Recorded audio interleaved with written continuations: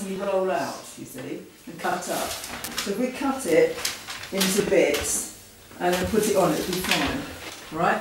Okay. Straight onto the cake. We'd have to stick it, so we'll stick it with a bit of jam. Okay. Fair enough. Each bit. Right. So I'm going to decide now what shapes we need. Somewhere. Right? No, not against the window. Okay. Mention the suicidal hedgehog. And show it. Remember to show it so the camera can see it. Let me talk about Tigers Are Forever. It is Tiggy's group. Let me talk you through it. This is Tiggy here, and this is his armour. See, that's his helmet with a little helicopter thing, so just in case he just in case he gets captured by the enemy. That's his front thing, that's his little skirt, that's his knee pads, his shoes, his gloves with little claw things, and his elbow pads. This is his food supply. He's got 100 pizzas, 5 bottles of wine, 50 bottles of water, 20 carrots, 5 eggs, and he's got 2 salt shakers, 2 pepper shakers. He's got 10,000 Ben & Jerry ice creams. He's got 1,000 burgers and 1,000 chips. That's 100 burgers, 100 chips. Anyway, that's his backpack, but it is quadruple the size. He's got 8 bombs, 1 suicidal hedgehog, 2 guns, and 50 bullets to go with the gun, 15 grenades, 2 poisonous rattlesnakes. He's got a sword. He's got 4 water pistols. He's got a big suitcase of it that's closed, so it's just in case he needs to go under disguise. He's got his money times 2. His big missiles times 5. He's got his laptop. He's got his mobile. He's got his CDs, his CD player, his DVDs and videos, and his TV. And there's also his noose. His toilet. Shush. There's all his medals and his trophy. The trophy is for bravery and the best form of transport anyone has ever seen. Right, that's his form of transport, is a pig called Newman.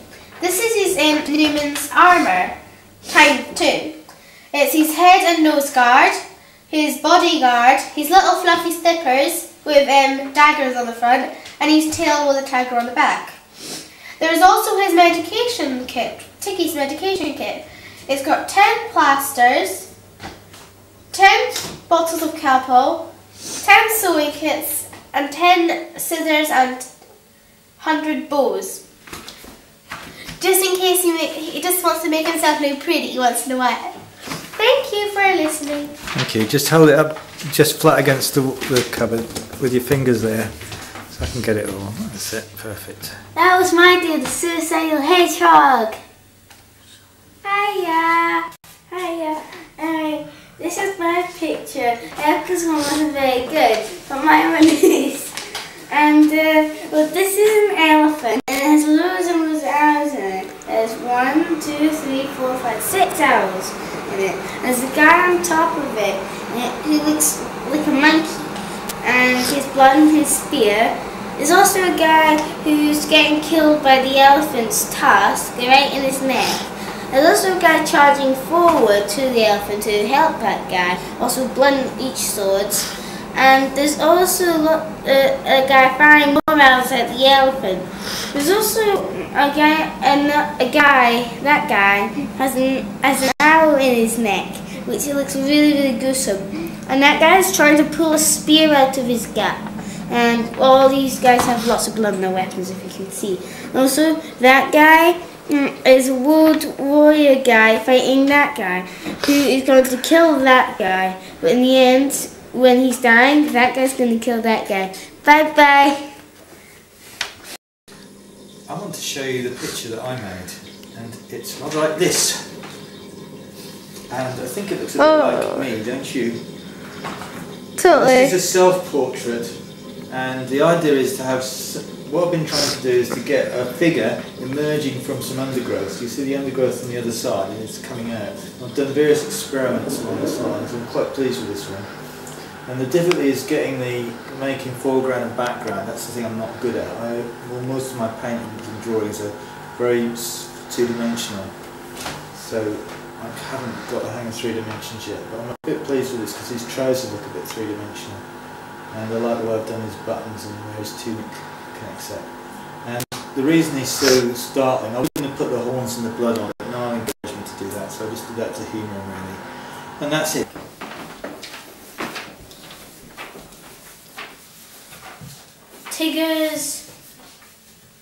Tigers rule for.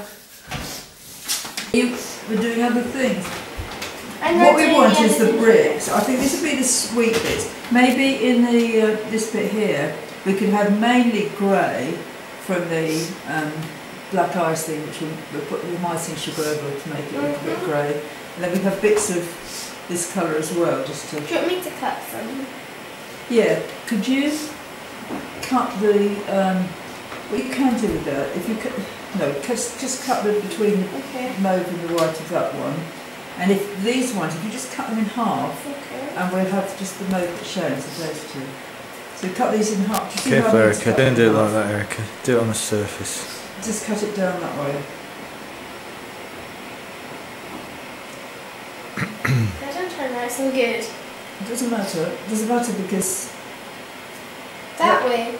it doesn't matter because there's a bit of dimension in it. That way. Yeah. And then we put. We may or may not use these.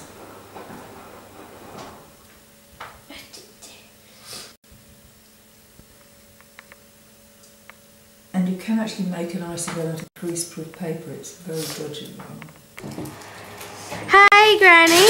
Hi, Erica. Now tell us how you made this lovely cake of the house. Well, first of all, we had the idea that this is about a year since you moved in, and we wanted to have a party for Eric and Niall and Sean and Caesar, and us too as well. And we decided that we'd make a house-shaped cake. But that was rather difficult, so we thought we'd just draw a house in some way on the cake. And Erica and I went shopping to Summerfield, and we bought all the ingredients and made the cake last night. Then we put it together this morning. And then I asked if everybody would go outside and draw the house, but nobody would, so I had to go outside. And I drew the house, but I also asked Erica and Niall to draw the houses. And have we got their pictures here? We have, this was Niall's picture of the house. Okay. And this is Erica's pictures of the house. Right. And we decided that it was we need to do a composite house because this was right because it was more in proportion in some way and it had some details on. But this was more right in a way because it had the front door and the garage door side by side like that and the window above here. So we put them together and we came up with this house. And we thought what we'd do would be easier than actually constructing it on the cake, would be to construct it. Gran, can I just stop you on Yeah. there? Our house doesn't have a chimney. It's not a chimney. If you look at the outside of your house, you see this row of bricks goes right up to here, and there's a brick sticking out there. Right. Okay, and this was the roof, and that was grey slate. There's a grey strip across here, 3 windows plus one there. And then there was a strip of orange stuff, I'm not quite sure, some sort of cladding, I'm not sure what it was. And then there was more windows, and this was Aziza's bedroom, that was Niall's bedroom. And there were 4 sets of windows split at there.